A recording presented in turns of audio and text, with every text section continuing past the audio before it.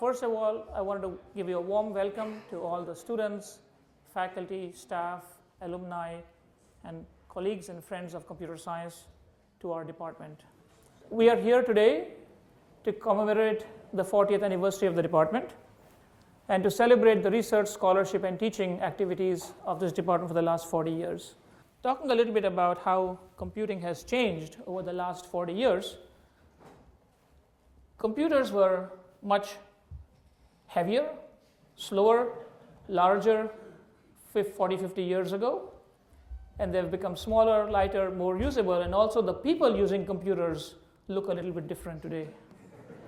Women are making extraordinary contributions to many areas of computing, from developing new technologies for language translation to analyzing social interaction networks to building systems that learn from data. They have been leaders in many research areas. This is evidenced by the fact that in the past 7 years, 3 women have been named among the 10 Turing Award winners, the highest honor in computer science. But despite these successes, women are severely underrepresented in the computing fields. The University of Maryland has offered many programs that have addressed and attempted to reverse this trend, but this year marks a welcome turning point. The Maryland Center for Women in Computing will give these programs additional cohesiveness and support so that they can be more effective.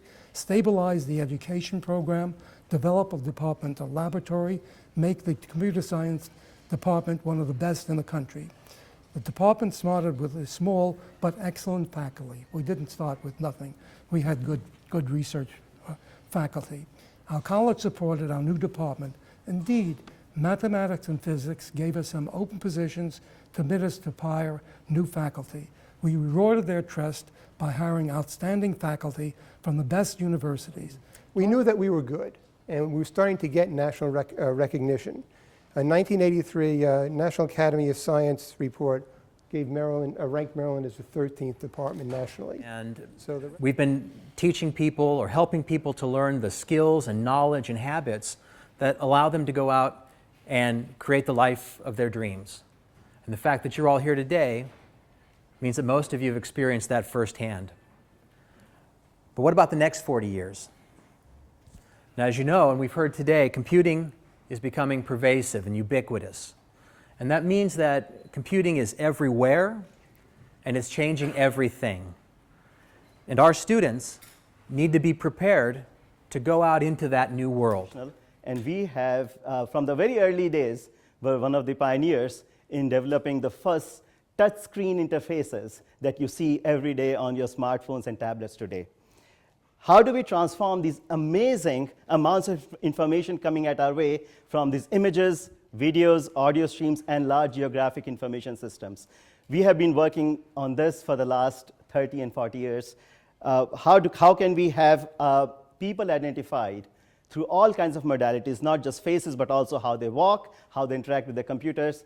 And also, one of the other things which is so exciting these days is how do we have visualization help in assembling nanomachines of the future? Also, they had almost no requirements for the PhD. This is my second doctorate. I wasn't messing around. So I thought this was this was a great thing. They had these quals, and people would take forever to do their quals, but the quals were, you could either take a bunch of courses to prepare for them, or they had about a 1,500-page reading list, material for each of the quals. And I had just finished medical school. I was ready, just to sit down and read 1,500 pages and take a test. That's what you do in medical school. So at the end of my first semester, I passed all my quals, and then I just spent the whole time doing research. We thought we were God's gift to computers, and we started a company to make websites, and with the far-reaching goal of trying to become billionaires. And it turned out we didn't know what we were doing. We didn't know how to make websites. We didn't know how to make money. But thanks to all the long hours we put in here, we kind of had the idea that if we plug along at a project, we're gonna eventually find a way out.